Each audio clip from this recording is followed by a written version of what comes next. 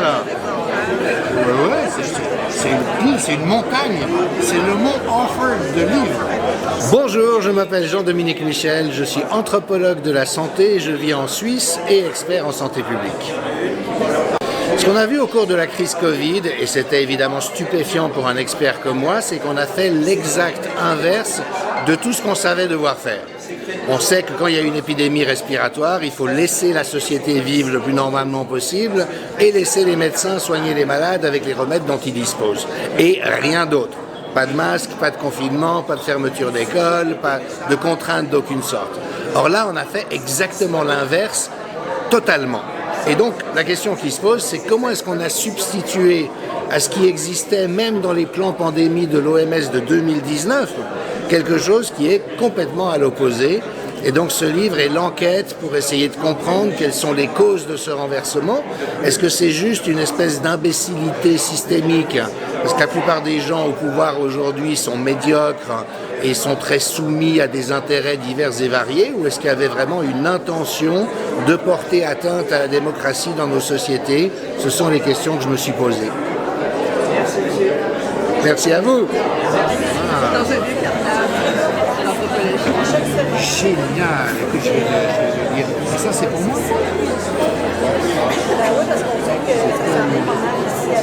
Mille merci. Alors, tu veux que je te le dédicace pour qui? Pour Amy. Amy grec ou Amy, comme Amy. D'accord. Tu sais que ma fille s'appelle ça. C'est tellement joli. Elle est ouverte à ça? Cheese, Gouda, gruyère. Persuadé, ça va être excellent. Superbe. Magnifique. On va commencer par les dames. Mais Québec, c'est beaucoup plus beau. Oui, mais moi j'ai toujours adoré Montréal. Ouais. Moi, ça c'est à moi. Ah, bah ouais, je me dis, tiens, c'est pas mon écran. C'est pas grave. Là, t'es pas ici. Non, mais Québec est très beau. Et Magog. Oui, absolument. Ok, vous avez skié ici à... Oui, au Mont Offord, tous les Laurentides ici. Ok, bon. Ouais. Est-ce que vous venez quand même souvent? Ben non, plus tellement. La dernière fois que je suis venu, c'était il y a 10 ans. C'est ça. Bon, ben chaque 10 ans. Chaque 10 ans, exactement. C'est pour vous? Oui. Comment vous appelez-vous? Diane. Diane? Ouais. Oh non, c'est trop bien, Diane. Est-ce que vous êtes sauvage? Non, la chasse. Non, oui, c'est ça. La chasse. Moi, ma sœur, elle est en physique quantique. J'essaie de lui faire regarder dans une voie d'accompagnement pour qu'elle sorte de la théorie. Elle a fait une maîtrise et Là, vous en faites.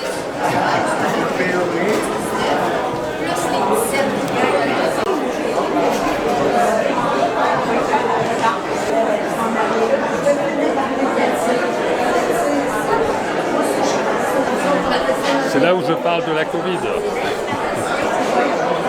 de mon interprétation du grand virage depuis les années Covid dont il va être question tout à l'heure. Alors, je suis Philippe Guillemant, ingénieur physicien.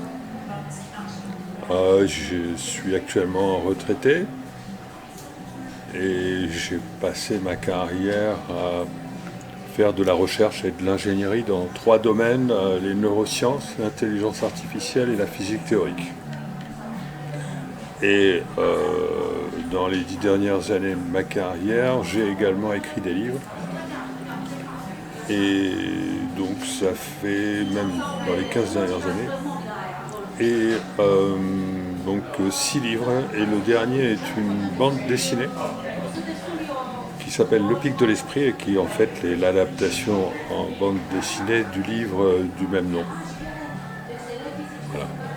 Qui avait été publié quelques années auparavant. Qui avait été publié en 2017 aux éditions Très Daniel et qui est un parcours initiatique, une aventure initiatique qui cherche à délivrer le message comment dire, et pas le message de l'éveil, ce qu'on appelle le grand changement de paradigme dans lequel on se trouve à la fois individuellement et collectivement dans notre société actuellement. Et si je suis justement invité à ce congrès, FDTLP,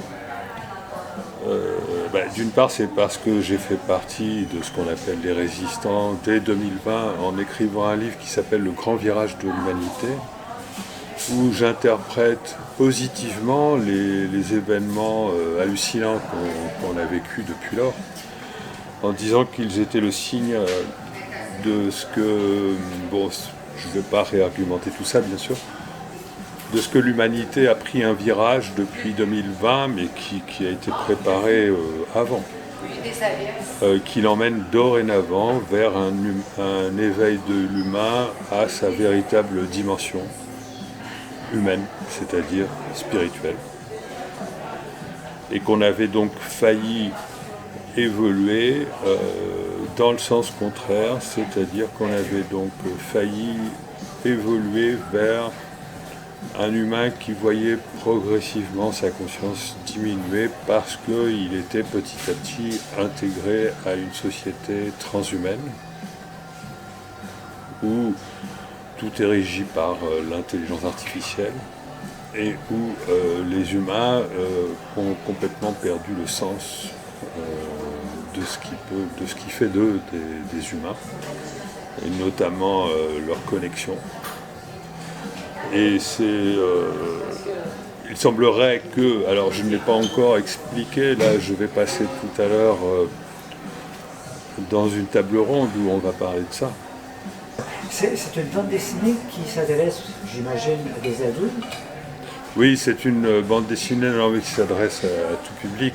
C'est une bande dessinée qui contient qui se lit sur 3 niveaux. Premier niveau, on peut la lire comme une bande dessinée ordinaire, c'est-à-dire qu'il y a une aventure. Dans ce cas-là, il ne faut pas trop chercher à comprendre les dialogues. Donc on la lit en quelques heures. Deuxième niveau, il faut la lire beaucoup plus lentement qu'une bande dessinée habituelle, donc au moins quelques jours, et là essayer de comprendre ce qui est écrit dans les conversations. Et là, c'est un petit peu plus, c'est inconfortable parce que ça demande de remettre en question beaucoup d'idées reçues. Et j'aime bien dire qu'en fait, il y a un 3e niveau de lecture où là, il y a un travail d'assimilation très important parce que c'est très dense en information. Et là, je donne le conseil de lire une page par jour. Et je vous remercie, monsieur. Merci.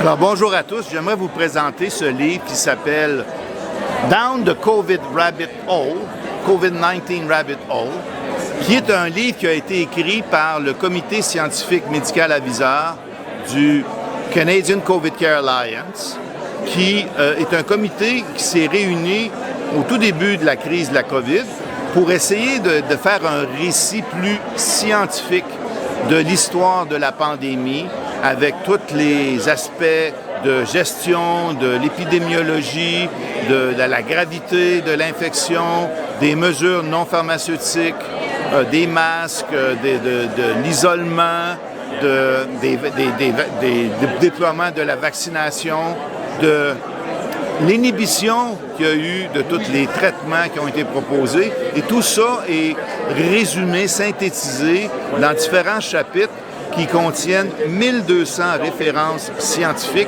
pour vraiment bien documenter la synthèse qui a été faite dans ce livre-là. Et c'est vraiment un ouvrage qui peut vous permettre de vous donner une base solide quant aux discussions, quant aux questions que vous pouvez vous poser là-dessus et ou les discussions que vous pourriez entretenir avec des gens qui demandent à être informés, qui sont surpris souvent qu'on arrive avec un narratif qui est très différent de ce qui a été présenté par les autorités de santé publique et qui, très souvent, était basé sur un fondement scientifique extrêmement chancelant. Donc, ce livre-là peut vous permettre de comprendre pourquoi et en quoi ce qui a été présenté par la santé publique était aussi questionnable et vous donner surtout l'information sourcée pour les argumenter la base d'un questionnement qui permettrait de remettre en question ce que le gouvernement nous a présenté.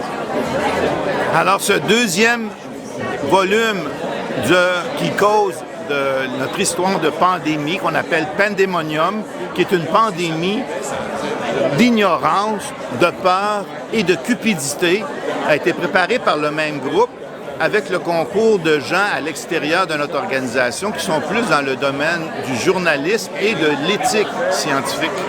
Et ça apporte un complément d'information pour justement illustrer à quel point ce qu'on nous a raconté pour les fondements scientifiques de la pandémie, tout le narratif du gouvernement était passablement corrompu par de la mauvaise information qui a été diffusée de manière consciente, tout en supprimant de manière très vigoureuse un narratif qui serait différent pour faire en sorte que le message trompeur que le gouvernement voulait proposer durant cette histoire de pandémie soit le message dominant auquel la population devait adhérer. Donc, ça vous amène un aspect qui est complémentaire avec tous les problèmes de la censure et des problèmes d'éthique et également, je dirais, de cupidité des gens qui ont profité financièrement de cette crise sanitaire, autant par la fermeture des petites entreprises, donc transférer la richesse aux plus riches, et par la vente de ce qu'on a appelé des vaccins géniques qui ont amené énormément de problèmes de santé à la population. Merci, c'est magnifique. Impressionnant.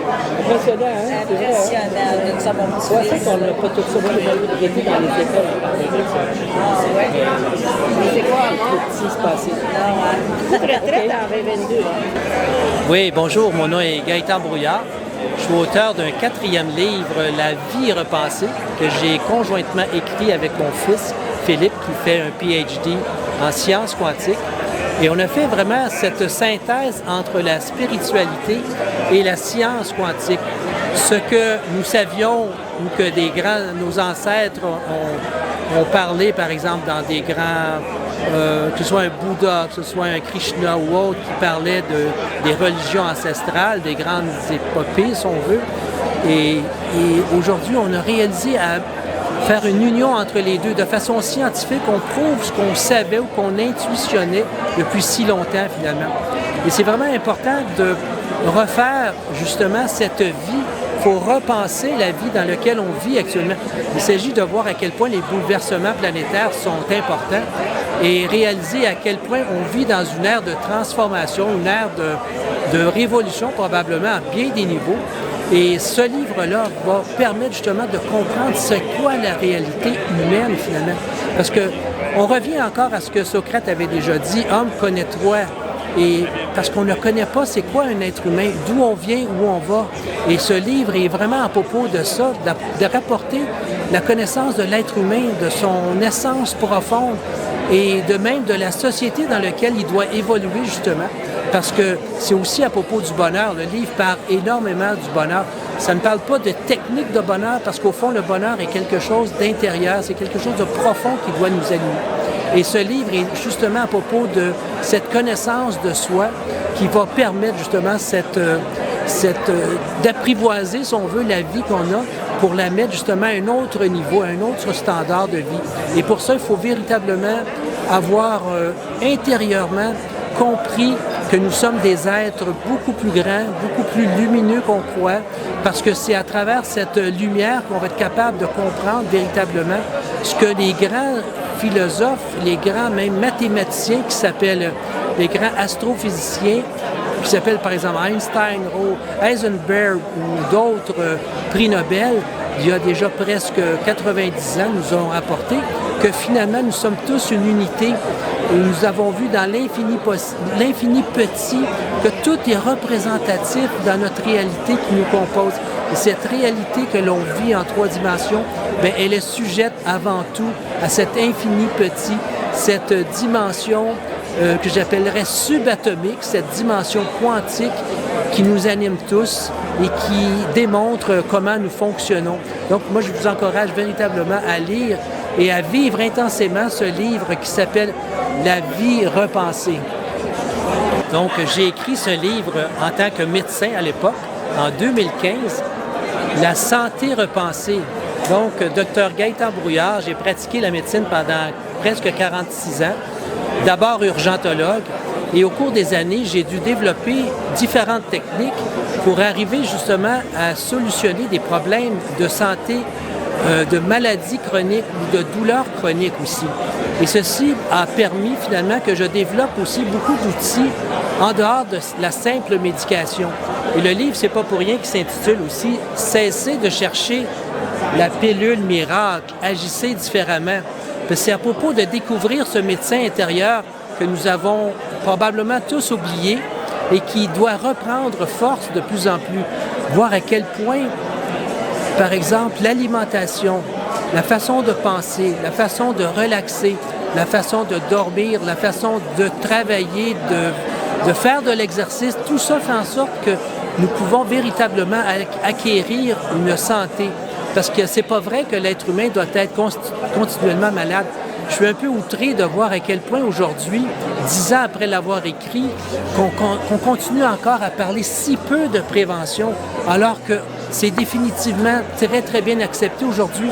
60% de toutes nos maladies sont d'origine alimentaire ou un manque d'hygiène de vie, manque d'exercice, trop de stress, etc. Donc, c'est vraiment le livre qui fait le pont à tous les niveaux, au niveau physique, au niveau psychologique et au niveau spirituel également. Donc, il y a des exercices aussi dans la méditation. Pourquoi méditer? C'est important. Fait que je vous encourage véritablement, si ce n'est pas déjà fait, parce qu'il y a plus de 75 000 personnes qui ont déjà acheté ce livre, il y a plus de 200 000 personnes qui ont lu le livre. Il faudrait vraiment, si ce n'est pas votre cas, être la prochaine personne pour découvrir la santé repensée. Merci, bonne lecture et surtout bonne santé. Bonjour, moi je m'appelle Diane Messier. Je suis la conjointe de Serge Charbonneau qui est décédé cette année, le 22 février, à l'âge de 69 ans. Serge et moi, on a fait un voyage en bateau. Et puis, au retour, Serge trouvait très important d'écrire un livre sur notre voyage, ce qu'il a fait. Mais il était encore en train d'écrire ce livre-là, qu'il avait déjà en tête le nom de son deuxième livre, qui s'appelle « Les médias, une arme de manipulation massive ».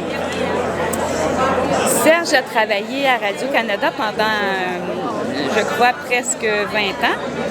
Et puis, a toujours, du temps qu'il travaillait à Radio-Canada, a toujours admiré les journalistes. Mais à partir d'un certain temps, il s'est aperçu que les journalistes ne travaillaient plus à ramener des faits, mais plutôt ils avaient un espèce de rôle de propagande et pour favoriser les guerres. Et c'est devenu pour lui, je dirais, le combat de sa vie. Puis il nous raconte, il nous donne un peu des clés pour comprendre ce monde-là, des journalistes et de la manipulation qu'ils font. Voilà. Bonjour, mon nom est Philippe Méloni. J'ai travaillé entre autres au mouvement localiste et à la commission d'enquête citoyenne. Et là, j'ai un livre qui va bientôt sortir, dont le titre est « Le mondialisme et l'avenir des élites », entre parenthèses autoproclamé, le localisme et l'avenir des peuples. Et donc c'est un essai personnel sur ce qu'est le localisme, qui pour moi est vraiment l'avenir du peuple en général. Et c'est pour ça qu'on a créé le mouvement localiste du Québec, qui existe sur le web dans localisme.ca.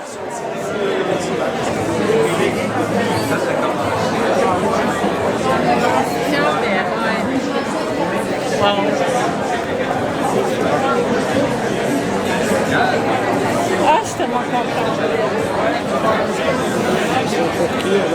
Diane. Ouais, Diane. Vous avez été le premier que j'ai écouté sur les réseaux sociaux en 2020.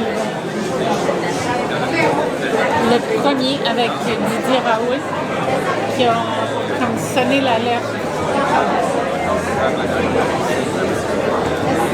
Puis c'est grâce à des gens comme vous qu'on a fait des choix différents.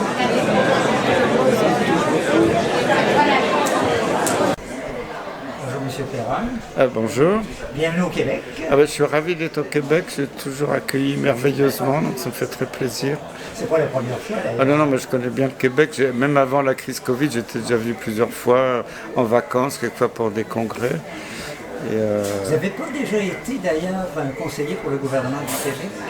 Non, j'avais été invité, c'était avant la crise du Covid, pour la maladie de Lyme. J'avais été invité officiellement par le Parlement, la Chambre des députés de l'Assemblée nationale du Québec. Et j'avais été auditionné. Donc ça, c'était une réunion très officielle. Alors après, c'est vrai qu'avec le groupe des ambassadeurs, j'avais écrit un rapport un peu critique sur la gestion de la politique Covid au Québec. Après, je pense que tout ça est un petit peu enterré par le gouvernement canadien, comme ça se passe dans beaucoup de pays. Voulez-vous nous parler un petit peu de vos livres? Alors, j'ai écrit plusieurs... Le premier livre, c'était sur la maladie de Lyme, alors c'était déjà il y a plusieurs années. J'avais même réédité, actualisé juste avant le Covid. Ça s'appelle La vérité sur la maladie de Lyme, publié aux éditions Odile Jacob. Et c'est un livre qui avait eu un énorme succès en France et qui racontait à la fois tout l'historique de la maladie de Lyme, politique, militaire, parce qu'en fait, c'est des bactéries qui avaient été modifiées pendant la Deuxième Guerre mondiale, d'abord par les nazis, puis les Japonais, puis par les Américains quand ils ont récupéré des chercheurs nazis. Et c'est tombé sur la ville de Lyme, une petite ville à l'embouchure du fleuve Connecticut, parce que le centre de recherche de Plum Island était tout près à 15-20 km de là. Et c'est parce qu'il y a eu cette histoire militaire que la maladie de Lyme chronique n'est pas reconnue dans le monde entier. C'est un peu sur ordre du CDC d'Atlanta, le Centers for Disease Control, qui surveille la santé publique américaine, sur ordre de la Société américaine de maladies infectieuses et l'Infectious Disease Society of America, l'IDSA. Et ils ont manipulé totalement les experts, les sociétés savantes, les journaux scientifiques pour faire croire que la maladie de Lyme était imaginaire. Et c'est fou parce que des millions de victimes dans le monde souffrent, ne sont pas soignés, sont envoyés en psychiatrie parce qu'ils ont fait exprès, c'est pas par hasard, ils n'ont jamais mis au point des tests diagnostiques efficaces pour que vraiment il y ait une minorité de patients qui soient diagnostiqués pour dire, vous voyez, la maladie de Lyme, c'est une maladie rare. C'est pas du tout une maladie rare, elle est hyper fréquente. Il y a des millions de cas partout. Alors voilà, donc, je m'étais déjà battu, j'ai écrit un livre là-dessus. Donc, moi qui étais président de beaucoup de commissions officielles en France, j'ai présidé les plus hautes commissions comme le Haut Conseil de la Santé publique ou même à l'OMS, à l'Organisation mondiale de la santé. J'étais vice-président du groupe d'experts pour les vaccins pour toute la grande Europe de l'OMS, qui est beaucoup plus large que l'Union européenne, qui inclut même la Russie, l'Asie centrale, la Turquie, Israël. Donc j'étais un homme du système. Et c'est pour ça que j'ai vu clair dans ces manipulations, parce que je connaissais parfaitement le monde du vaccin, le monde comment gérer les épidémies. Et pendant 15 ans, j'ai conseillé les gouvernements français, les différents gouvernements. J'ai eu pas mal d'élections. Un coup, c'était des gens de droite, puis de gauche. En fait, c'était tous les mêmes, parce que je me suis rendu compte que la démocratie, soi-disant, c'est une façade, c'est un théâtre de marionnettes, parce que soi-disant, il y a l'alternance, un coup c'est la droite, un coup c'est la gauche. Alors quand un ministre de droite s'en va, les conseillers s'en vont. Mais après, quelques mois après, on les voit revenir. Et en fait, ils sont tous copains, c'est les mêmes. C'est un club. Et c'est pas du tout les ministres qui décident. Souvent, c'est des gens... Et alors, j'ai appris après la crise Covid qu'il y avait des cabinets de conseil comme McKinsey qui avaient infiltré beaucoup de ministères en France, dans le ministère de la Santé, et des soi-disant fonctionnaires étaient des employés de McKinsey.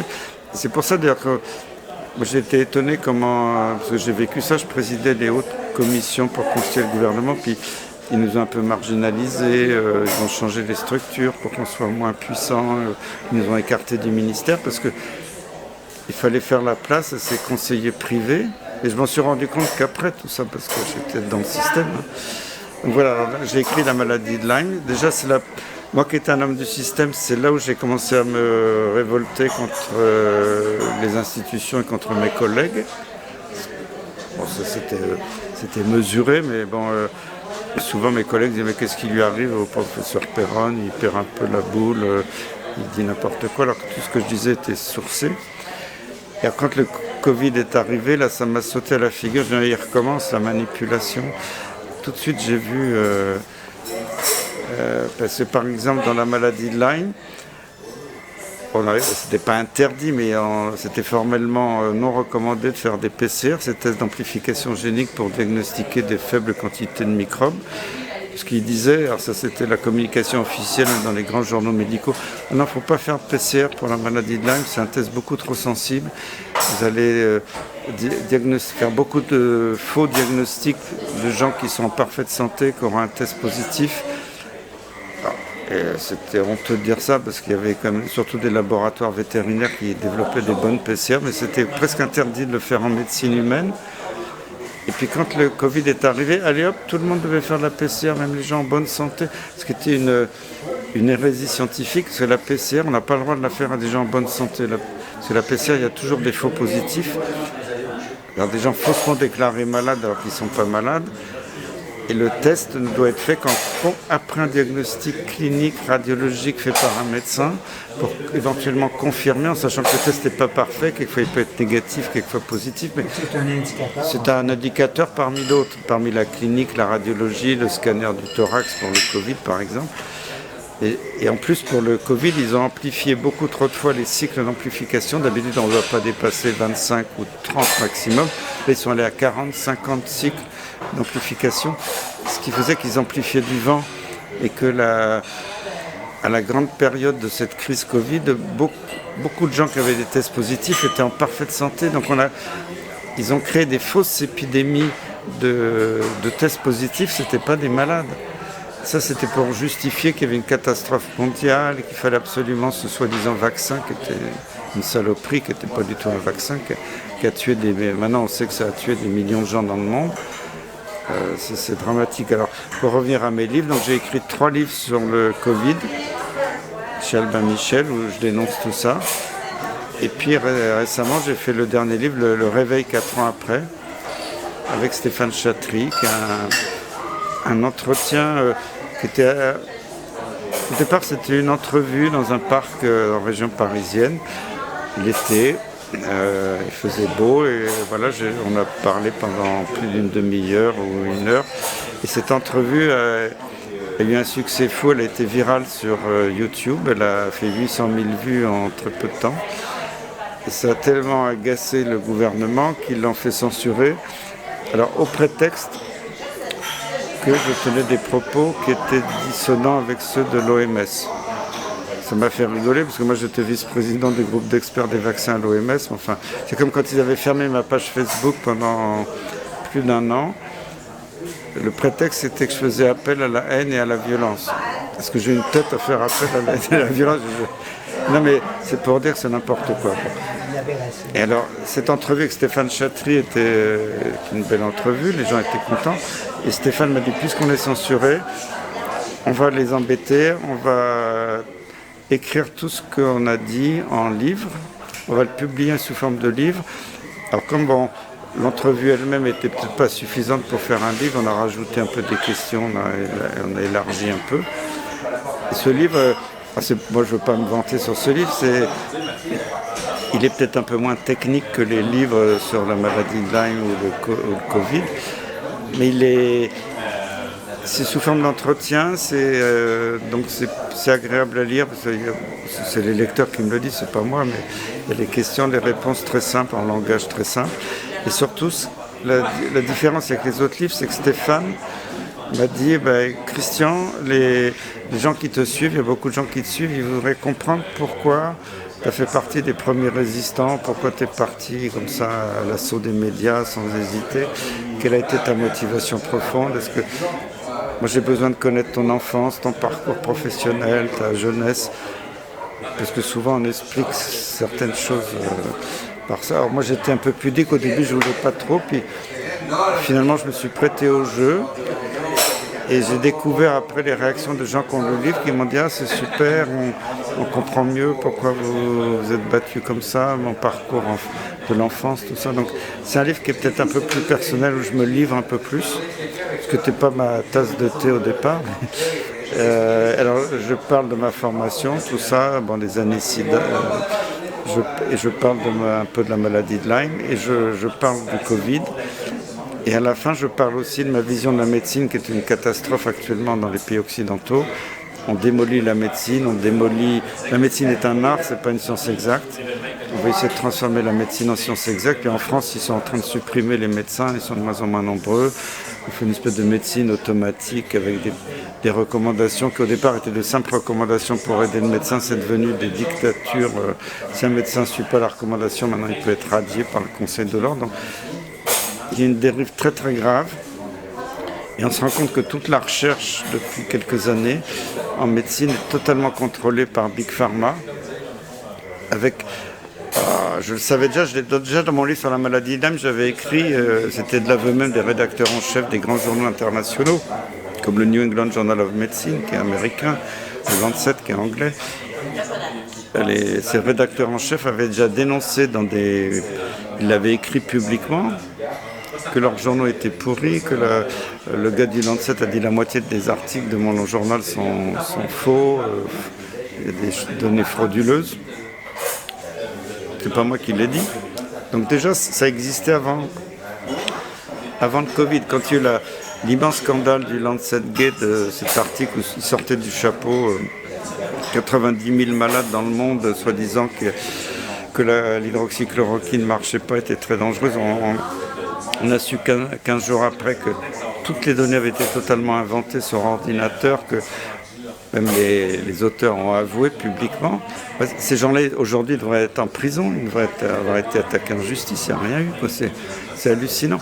Et il y a eu énormément d'articles frauduleux pendant le Covid. Alors, il y en avait déjà avant, mais alors là, ça a proliféré. Et je suis très fier parce qu'avec l'association bonsens.org, une association en France, on est un petit groupe, on s'entend très bien, il y a des médecins, des journalistes, des avocats, des juristes, des scientifiques. On a pu attaquer systématiquement tous les articles qui nous semblaient frauduleux, y compris des réponses dans le New England Journal of Medicine qui avaient été acceptées, et on a obtenu la rétractation d'un article qui avait été écrit surtout par des Français, mais soi-disant études internationales où il y avait un peu des Belges, des Américains et d'autres pays. Ils avaient fait croire que l'hydroxychloroquine était responsable de 17 000 morts. Alors, tous les médias français en avaient parlé. Regardez, on a la preuve maintenant que la chloroquine, c'est très dangereux. En fait, cet article était totalement frauduleux. On s'est battu des mois et des mois pour contester l'étude. On a réanalysé toutes les données avec des super scientifiques.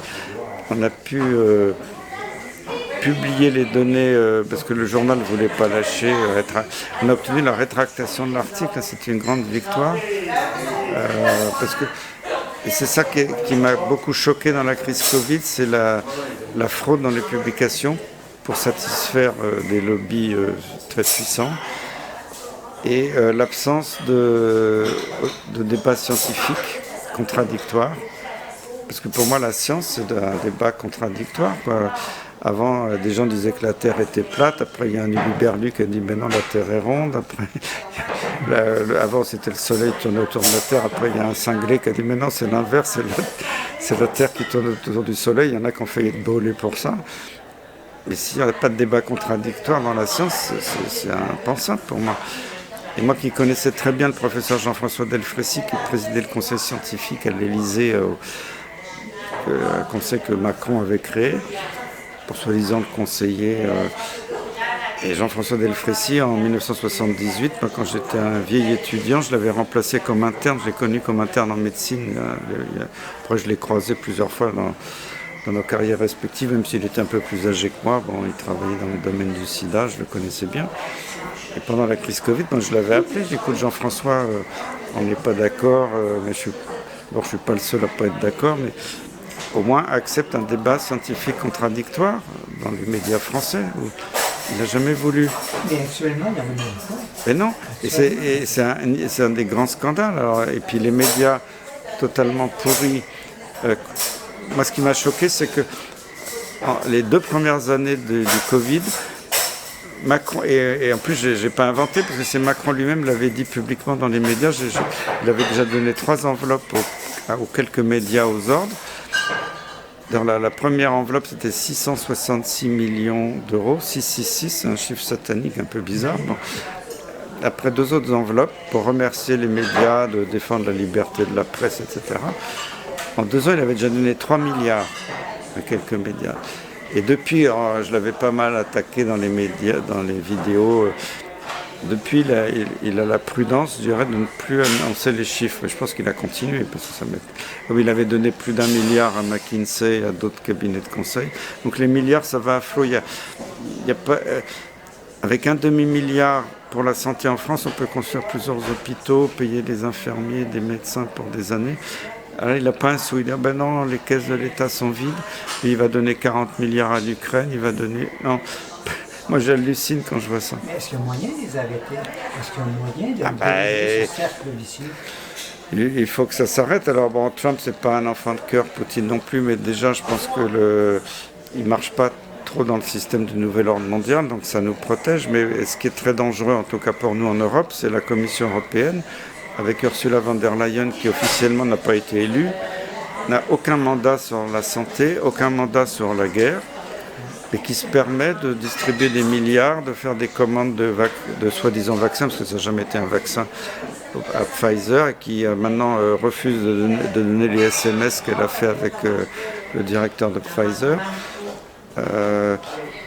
Donc les médias sont très coupables, ils ont été complètement achetés pour suivre, pour être aux ordres, faire la propagande des gouvernements. Et en Europe, je suis inquiet parce que la Commission européenne est devenue une véritable dictature. Quand on voit qu'on a trafiqué les élections en Moldavie, en Roumanie, ce qui se passe est absolument horrible. C'est vraiment de la fraude électorale, je dirais, sous le nez de tout le monde. Et ce qui me rassure, c'est les pays de l'Est de l'Europe, y compris ceux qui sont déjà dans l'Union européenne, comme la Hongrie, qui a beaucoup de courage. Et d'ailleurs, ça m'avait frappé dans ma... Maintenant, j'ai pris ma retraite il y a 3 ans, mais quand j'étais encore en exercice au début du Covid, je soignais beaucoup de malades, de maladies de Lyme chronique. Et certains de mes malades étaient originaires des pays de l'Est, ils avaient immigré en France. Et à ma consultation, tous les Polonais, les Yougoslaves, les Tchèques, etc., me disaient « Oh là là, ça sent le roussi en France ». Je me souviens d'une dame qui avait 50-60 ans qui m'a dit ce qui se passe. Ça me rappelle ce que j'ai vécu à Varsovie quand j'étais étudiant du temps de l'Union soviétique. Et tout de suite, les pays de l'Est, ils l'ont vécu dans leur chair, la dictature stalinienne et puis post-stalinienne. Ils ont tout de suite vu que ils m'ont dit on ne reconnaît plus la France. Et là, en discutant d'ailleurs avec des Russes à l'époque, avec même des journalistes russes, ils disaient mais la télévision en Russie aujourd'hui est plus libre que la télévision française.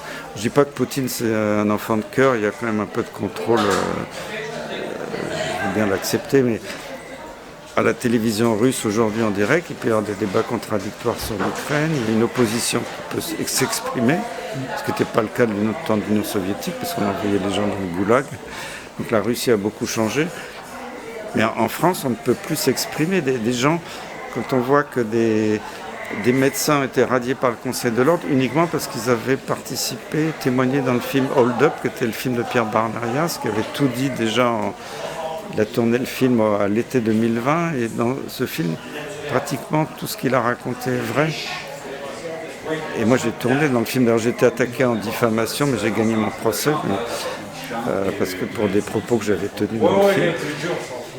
Et c'est hallucinant de voir qu'il n'y a plus aucune liberté d'expression en France. Et moi j'ai halluciné, un jour j'étais invité par Virginie Joron, une députée européenne, à faire une petite conférence au Parlement de Strasbourg. C'était pas en séance plénière, mais il y avait un groupe de députés européens. Et j'avais fait ma conférence sur la pandémie.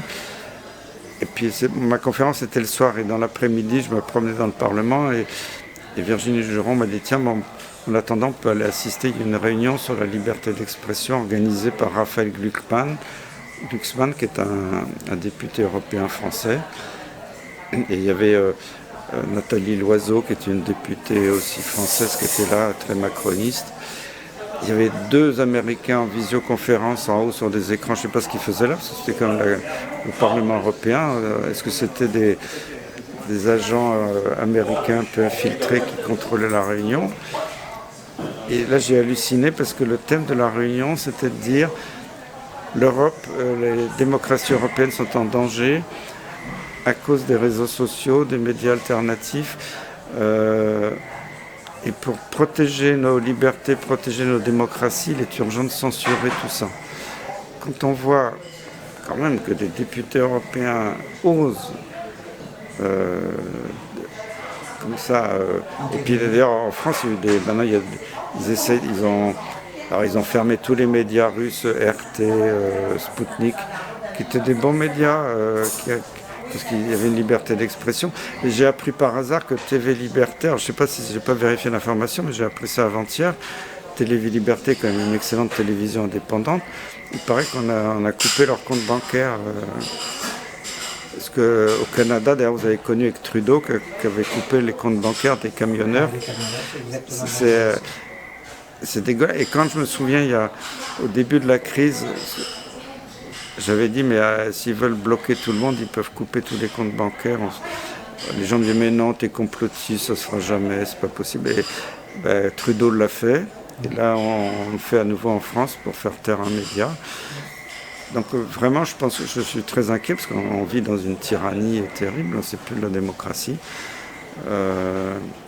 Mais je pense que c'est un système qui est au bord de s'écrouler. Moi, c'est ma conviction profonde. Je l'espère en tout cas. Parce qu'ils sont tombés dans une telle démesure. Même on voit maintenant des milliardaires qui soutenaient tout ça commencent à se poser des questions parce qu'ils voient que il y a des populations qui sont de plus en plus éveillées grâce à des médias alternatifs comme vous. Oui, puis entre autres des livres comme vous écrivez, oui. Qui permet à ce moment-là aux personnes de se réveiller. Et ce qui m'a fait rire, c'est que quand mon premier livre sur le Covid est sorti dès juin 2020, parce que le Covid est arrivé en France au mois de mars, donc en juin, je publie mon premier livre. Y a-t-il une erreur qu'ils n'ont pas commise? Ce qui a fait rire pas mal. Mais là-haut, au niveau du gouvernement, ils ont ri jaune. Et je sais qu'ils ont mis des cabinets d'avocats pour éplucher mon livre, pour m'attaquer. Parce que alors, les médias se sont lâchés, les fact-checkers, là, que j'appelle Et ils ont dit Perron va être attaqué en justice, il diffame tous ses collègues. J'ai jamais diffamé. Et tout ce que j'ai dit dans les livres, en plus les avocats d'Albin Michel avaient tout vérifié, tout ce que j'avais dit, il y avait la preuve à côté. Ils sont trouvés comme des idiots parce qu'ils n'ont pas pu m'attaquer en diffamation. C'est pas moi qui attaquais le ministre, je disais le ministre Olivier Véran a dit telle chose à telle date, j'apporte la preuve, son discours à la télévision. Il dit totalement l'inverse 2 mois après. C'est pas moi qui attaque Olivier Véran en tant qu'individu, je ne le diffame pas. Je dis tiens, alors je me moque un peu de lui quand même, mais je dis c'est bizarre, pourquoi il dit un truc, il dit son contraire. Là, quand Macron, Véran, les autres disaient jamais la vaccination sera obligatoire.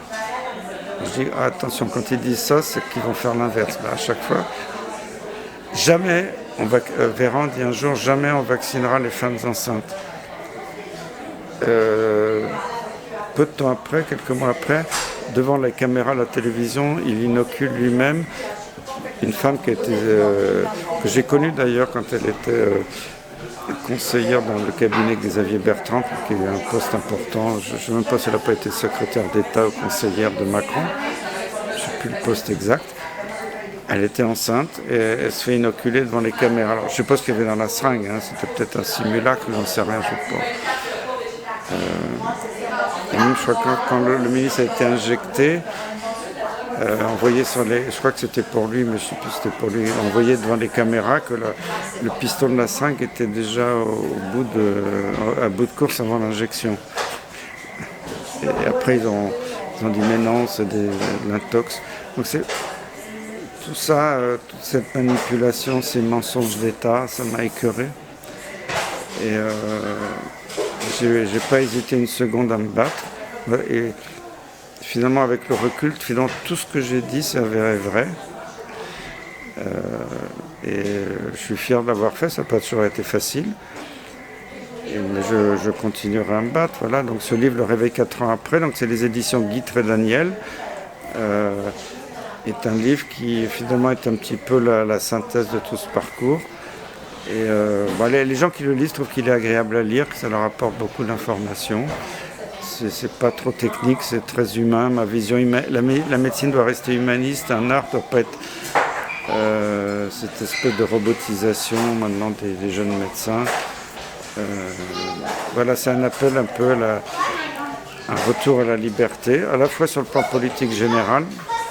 Il faut vraiment qu'on rentre dans de nouvelles ères, on ne peut pas vivre dans cette dictature permanente. Il faut avoir une supervision aussi de l'ensemble Oui. en mesure de faire des interventions. Et finalement, c'est parce que j'ai été complètement un homme du système que j'ai pu le dénoncer. Parce que quelquefois, d'ailleurs, des gens qui ne me connaissent pas, le maire Perron, c'est un salaud, il a travaillé pour le ministère, il a recommandé des vaccins, mais c'était des vrais vaccins, pas les saloperies qui ne sont pas des... Il a travaillé pour l'OMS, alors il a retourné sa veste. Mais non, je n'ai pas retourné ma veste. C'est parce que j'ai eu ce cursus, à la fois au niveau national, international, avec les plus hautes responsabilités, que j'ai connu tout le monde. Au ministère de la Santé, tout le monde m'adorait à l'époque. Je connaissais plein de gens, j'ai côtoyé plein de ministres, des gens de leur cabinet. C'est parce que j'avais cette expérience que j'ai pu parler de façon légitime. D'ailleurs, c'est ce qu'a reconnu le Conseil de l'ordre des médecins quand ils m'ont blanchi. Parce que si j'étais juste le petit médecin hospitalier lambda dans un hôpital parisien, j'aurais été massacré parce que...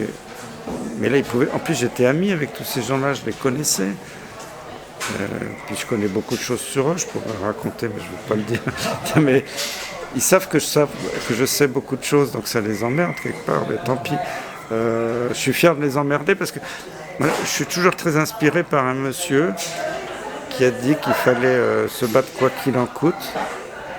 Je ne sais pas si ça vous évoque quelqu'un, et qui avait dit qu'il était très motivé d'emmerder les Français. Et moi, quelquefois, je suis très motivé aussi d'en emmerder certains. Mais je suis le chef, je suis très respectueux. Non mais voilà, je me battrai jusqu'au bout parce que franchement, les Français, les Canadiens, les Québécois, partout dans le monde, on en a marre. On veut retrouver nos libertés. Voilà. Merci, monsieur. Merci beaucoup. Merci.